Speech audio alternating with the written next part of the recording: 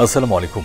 সংবাদে আপনাদের সবাইকে স্বাগত জানাচ্ছি। আমি ফিরোজ তোহা। শুরুতেই সংবাদ শিরোনাম।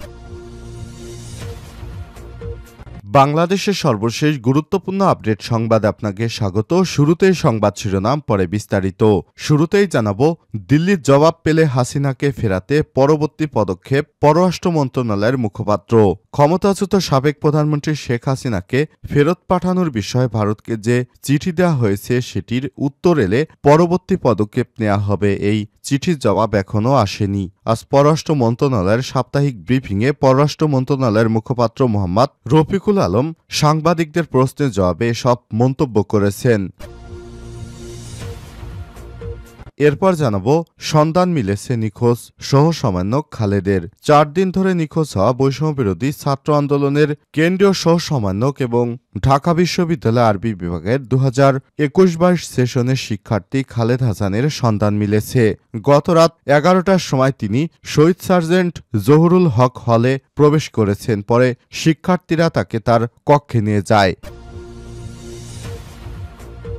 জানাবো, হাসিনার পরিবারের বিরুদ্ধে দুর্নীতির অভিযোগ, যা বলেন শেখ হাসিনার ছেলে জয়। নিজের পরিবারের দুর্নীতি নিয়ে সামাজিক যোগাযোগ মাধ্যম ফেসবুকে একটি স্ট্যাটাস দিয়েছেন সাবেক প্রধানমন্ত্রী শেখ হাসিনার ছেলে সজীব ওয়াজেদ জয়।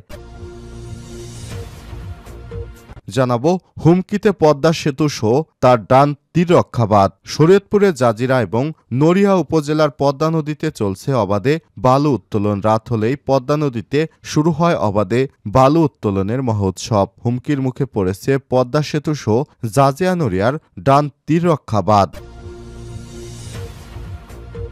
এদিকে আফগানিস্তানের ভেতরে পাকিস্তানের বিমান হামলা, বহু হতাহত।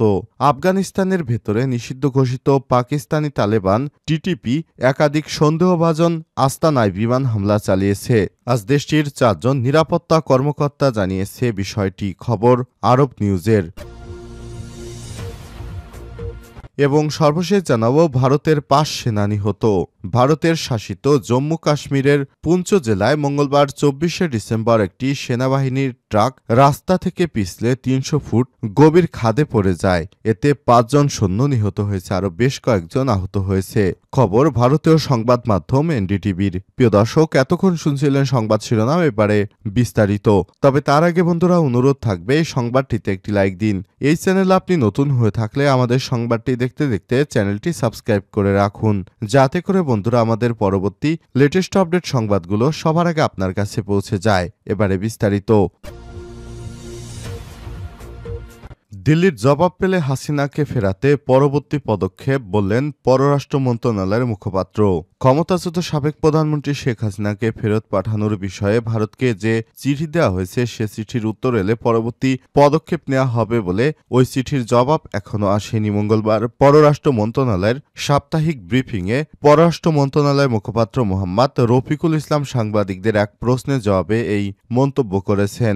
আরেক প্রশ্নের জবাবে মুখপাত্র বলেন, স্বাভাবিক সময়ের মধ্যে চিঠির জবাব না এলে ভারতকে তাগাদা পত্র দেয়া হবে। তবে স্বাভাবিক সময় কতটুকু জানতে চাইলে মুখপাত্র সে বিষয়ে সুনির্দিষ্ট তথ্য দেননি। তিনি বলেছেন, আমরা অত্যন্ত সংবেদনশীল বিষয় নিয়ে আলোচনা করছি। এর স্বাভাবিক সময় ব্র্যাকেটিং করার কোনো সুযোগ নেই। এসব ক্ষেত্রে কখনো কখনো কোনো বিষয় বছরের পর বছর লেগে যেতে পারে। সাবেক প্রধানমন্ত্রী শেখ হাসিনার বর্তমান স্ট্যাটাস কি ভারত সরকার তা জানিয়েছে কিনা এমন প্রশ্নের জবাবে মুখপাত্র বলেন, এ বিষয়ে বিগত দিনগুলোতে বিভিন্ন সময় গণমাধ্যম থেকে আমরা প্রশ্ন পেয়েছি। পররাষ্ট্র উপদেষ্টা ও পররাষ্ট্র সচিব এ নিয়ে উত্তর দিয়েছেন।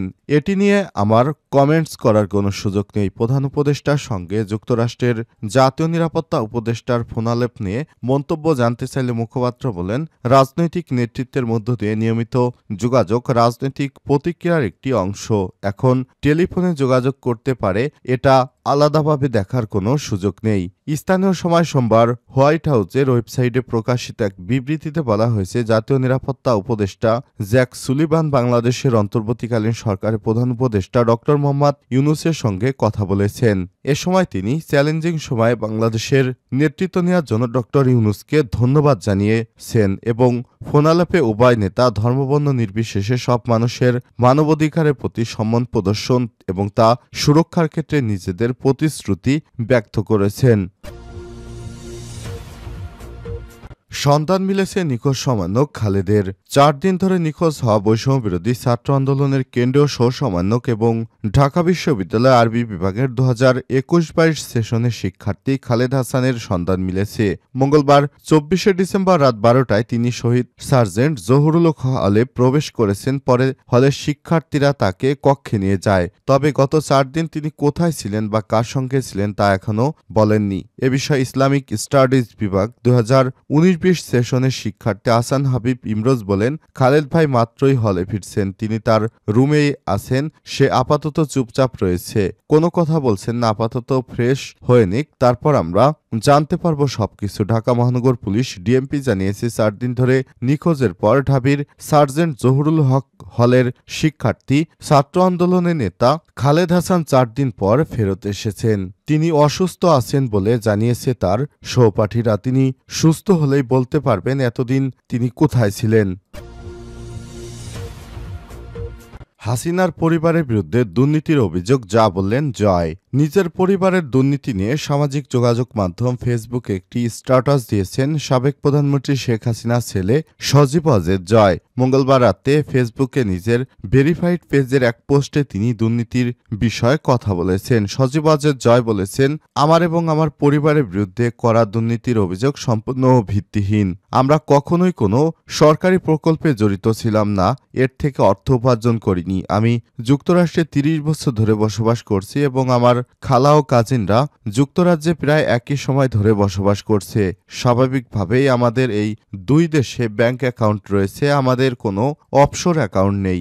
যে পরিমাণ টাকা দাবি করা হচ্ছে তার ধারে কাছেও আমরা কখনো যাইনি। এ সময় তিনি বলেছেন, $10 বিলিয়ন প্রকল্প থেকে $1 বিলিয়ন সরানো সম্ভব নয়। আবার লেনদেনের সঙ্গে সম্পৃক্ত বলে দাবি করাটা একটি মিথ্যা অভিযোগ। আমি দুর্নীতি দমন কমিশন দুদককে চ্যালেঞ্জ করছি এই কথাকথিত লেনদেন প্রকাশ করতে এবং প্রমাণ করতে যে আমরা এসব অনিয়মে জড়িত।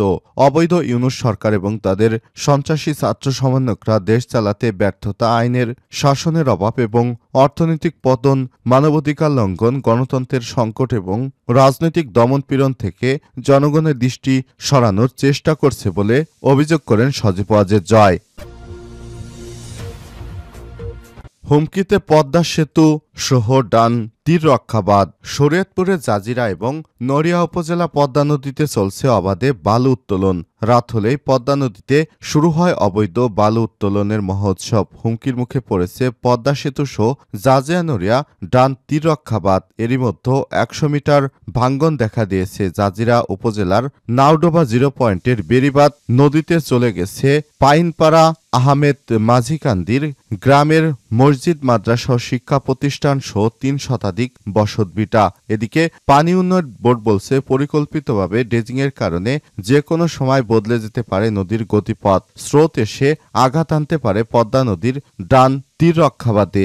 শরীয়তপুর জেলার পদ্মা নদীর মতো বড় বড় নদী দ্বারা বেষ্টিত প্রমাত্তা পদ্মার ভাঙ্গনে বিভিন্ন সময় বিলীন হয়েছে হাজার হাজার বসতবাড়ি, ফসলি জমি, সরকারি বেসরকারি স্থাপনা। নড়িয়ার ভাঙন রোধে পদ্মা নদীর ডান তীর রক্ষাবাদটি নামে একটি প্রকল্প বাস্তবায়ন করেছে সরকার।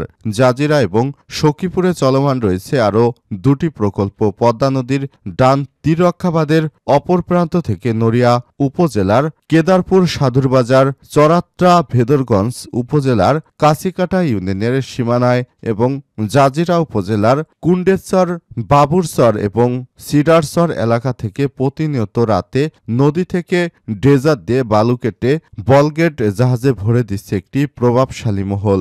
নড়িয়া জাজিরা পদ্মা নদীর বিভিন্ন পয়েন্টে প্রায় 50টি খননযন্ত্র দিয়ে চলে নদী থেকে বালু উত্তোলনের কাজ। একটি ড্রেজার প্রতি রাতে 75,000 থেকে 1 লাখ ঘনফুট বালু উত্তোলন করে। বলগেট জাহাজের লোড দিয়ে প্রতি ফুট বালু বিক্রি করা হয় প্রায় 1.5 থেকে 2 টাকা দরে।